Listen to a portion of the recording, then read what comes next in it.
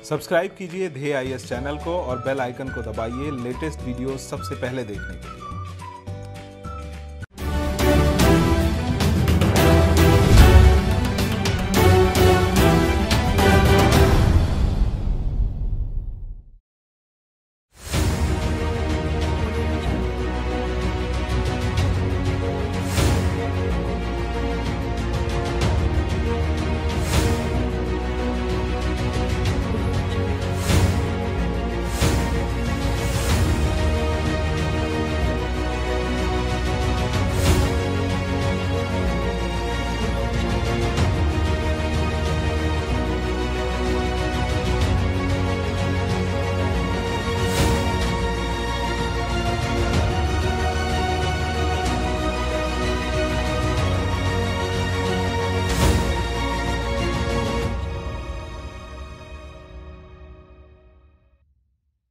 नमस्कार, in focus कार्यक्रम में आप सभी का स्वागत है। आज का हमारा विषय है राष्ट्रीय स्वच्छ वायु कार्यक्रम। चलिए सबसे पहले जान लेते हैं इस विषय का सुर्खियों में रहने की वजह क्या है।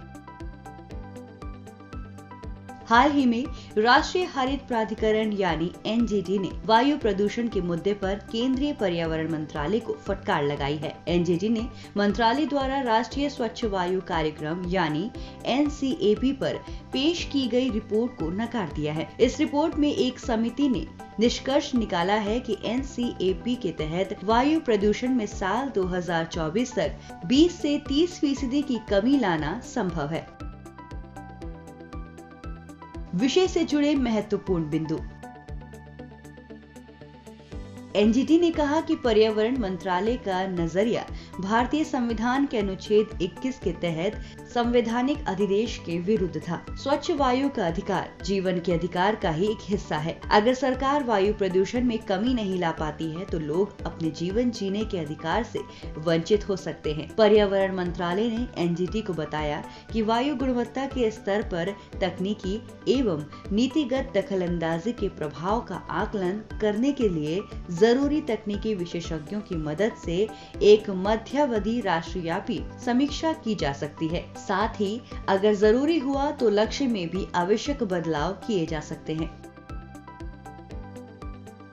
राष्ट्रीय स्वच्छ वायु कार्यक्रम। इस कार्यक्रम को 10 जनवरी 2019 को शुरू किया गया था। NCAP समयबद्ध तरीके से लागू किया जाने वाला एक 5 वर्षीय कार्यक्रम है। इसका मुख्य मकसद वायु प्रदूषण को रोकना है। इस प्रोग्राम में प्रदूषण रोकथाम से जुड़े केंद्रीय मंत्रालयों, राज्य सरकारों, स्थानीय निकायों और अन्य हितधारकों को शामिल किया गया है। इस कार्यक्रम में 102 प्रदूषित शहरों में वायु प्रदूषण कम करने का लक्ष्य रखा गया है। इसके तहत 2017 को आधार वर्ष मानते हुए वायु में मौजूद PM2.5 और PM10 पार्टिकल्स को 20 से 30% तक कम करने का अनुमानित राष्ट्रीय लक्ष्य रखा गया है। इस प्रोग्राम के तहत राज्यों को आर्थिक मदद भी दी जानी है ताकि वो वायु प्रदूषण को रोकने के लिए बेहतर तरीके से काम कर सके। इसमें हर शहर को प्रदूषण से रोकने के लिए अपना अलग अलग एक्शन प्लान बनाना होगा, क्योंकि हर शहर में प्रदूषण का जरिया अलग अलग है। इसके अलावा NCAP में और भी कई चीजें शामिल हैं। मसलन 2 पहिया वाहनों के क्षेत्र में ई-मोबिलिटी की राज्य स्तरीय योजनाएं, चार्जिंग इंफ्रास्ट्रक्चर बढ़ाना, BS6 स्टैंडर्ड को कड़ाई से लागू करना, पब्लिक ट्रांसपोर्ट को बढ़ावा देना और प्रदूषणकारी उद्योगों के लिए थर्ड पार्टी ऑडिट को अपनाना। पार्टिकुलेट मैटर है सबसे बड़ी चुनौती।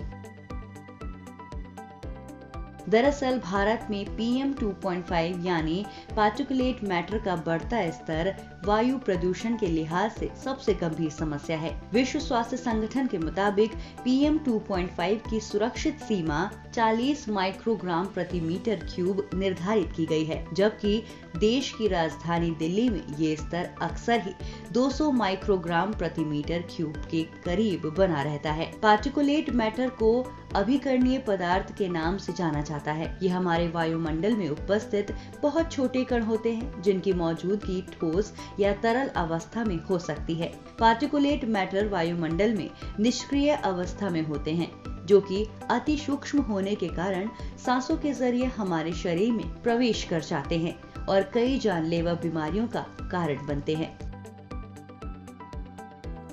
पर्यावरण से जुड़े संवैधानिक प्रावधान। संविधान का अनुच्छेद 21 हमें स्वच्छ पर्यावरण का अधिकार प्रदान करता है और अनुच्छेद 48A में पर्यावरण के संरक्षण, सुधार और जंगलों और वन्य जीवों की सुरक्षा की बात कही है। इसके अलावा अनुच्छेद 51AG के तहत भारतीय नागरिकों का ये कर्तव्य है कि वो प्राकृतिक पर्यावरण की रक्षा करें। सतत विकास लक्ष्यों यानी SDG के तहत पर्यावरणीय खतरों को कम करने के लिए कुछ लक्ष्य तय किए गए हैं। संसद ने वायु प्रदूषण निवारण और नियंत्रण अधिनियम 1981 नाम का एक कानून भी बनाया है।